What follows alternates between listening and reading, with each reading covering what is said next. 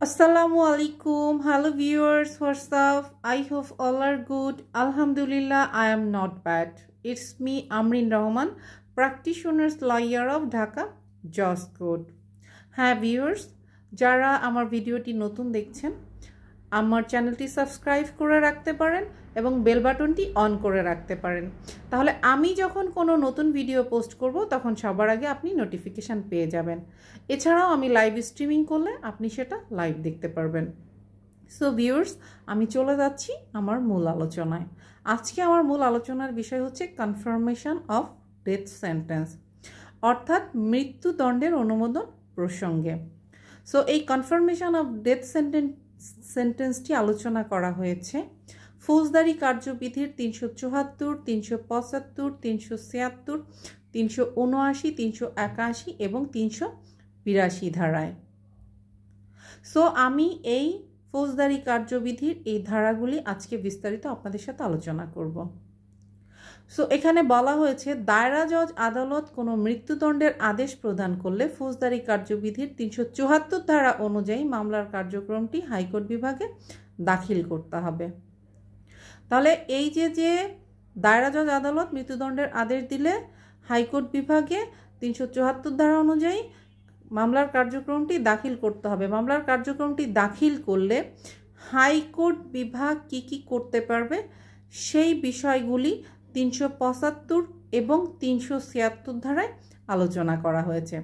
375 ধারায় আলোচনা করা হয়েছে অধিকতর অনুসন্ধান এবং অতিরিক্ত সাক্ষ্য গ্রহণ। তাহলে 375 ধারাটা আমরা দেখি। 375 ধারায় বলা হয়েছে 374 ধারা অনুযায়ী এই মামলার মানে মৃত্যুদণ্ড আদেশের মামলার কার্যক্রম হাইকোর্ট বিভাগে দাখিল করা হলে হাইকোর্ট বিভাগ চাইলে এই মামলাটির অধিকতর অনুসন্ধান এবং অতিরিক্ত সাক্ষ্য গ্রহণ করতে পারে, অথবা হাইকোর্ট বিভাগ অধিকতর অনুসন্ধান এবং সাক্ষ্য গ্রহণের জন্য দায়রা জজ আদালতকে নির্দেশ প্রদান করতে পারে। এই বিষয়টি বলা হয়েছে ফৌজদারি কার্যবিধির 375 ধারায়। এখন আমরা দেখব 376 ধারাটি। 376 ধারায় কোন বিষয় আলোচনা করা হয়েছে? 376 ধারায় আলোচনা করা হয়েছে হচ্ছে ডেথ রেফারেন্স, অর্থাৎ হাইকোর্ট বিভাগ শুনানি শেষে কি আদেশ দিতে পারে। হাইকোর্ট বিভাগ এই মৃত্যুদণ্ডের আদেশটি অনুমোদন করতে পারে অথবা আইনে অনুমোদিত অন্য যে কোনো শাস্তি প্রদান করতে পারে। দ্বিতীয়ত, হাইকোর্ট বিভাগ এই মৃত্যুদণ্ডের আদেশটি বাতিল করতে পারে অথবা দায়রা জজ আদালত দণ্ডিত ব্যক্তিকে যে দণ্ড প্রদান করতে পারত সেই দণ্ড প্রদান করতে পারে। একই অভিযোগে বা সংশোধিত অভিযোগে নতুন বিচারের নির্দেশ দিতে পারে। এছাড়া হাইকোর্ট বিভাগ চাইলে আসামিকে খালাস প্রদান করতে পারে। তবে উক্ত দণ্ডাদেশের বিরুদ্ধে আপিলের মেয়াদ শেষ না হলে বা আপিল নিষ্পত্তি না হওয়া পর্যন্ত হাইকোর্ট বিভাগ এ ধরনের আদেশ প্রদান করেন না। এছাড়াও আমাদের জেনে রাখতে হবে 376 ধারার অধীন হাইকোর্ট বিভাগ মৃত্যুদণ্ড বহালের আদেশ দিলে অথবা অন্য কোনো আদেশ দিলে সেটা কোনো বিলম্ব ছাড়াই এটা দায়রা জজ আদালতে প্রেরণ করতে হবে। এটা বলা হয়েছে হচ্ছে 379 ধারায়।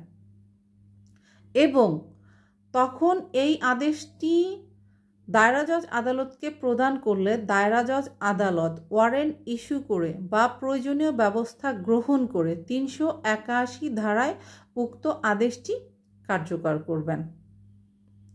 অর্থাৎ যখন এই আদেশটি অর্থাৎ 376 ধারার অধীন হাইকোর্ট বিভাগ যদি আদেশ প্রদান করে থাকে সেটা মৃত্যুদণ্ডের আদেশ হোক অথবা যদি অন্য কোনো আদেশ প্রদান করে তাহলে সেটা দায়রা জজকে যথাসময়ে কোনো বিলম্ব না করে যথাসময়ে তার কাছে প্রেরণ করা হলে দায়রা জজ আদালত ওয়ারেন্ট ইস্যু করে এবং প্রয়োজনীয় ব্যবস্থা গ্রহণ করে 381 ধারার অধীন এই আদেশটি কার্যকর করবেন।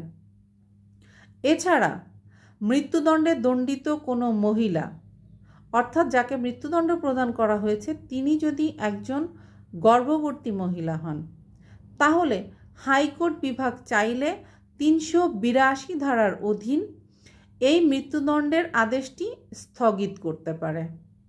এই গর্ভবতী মহিলার এই মৃত্যুদণ্ডের আদেশটি স্থগিত করতে পারেন এবং এটাকে স্থগিত করে চাইলে তাকে যাবজ্জীবন কারাদণ্ডে দণ্ডিত করতে পারে।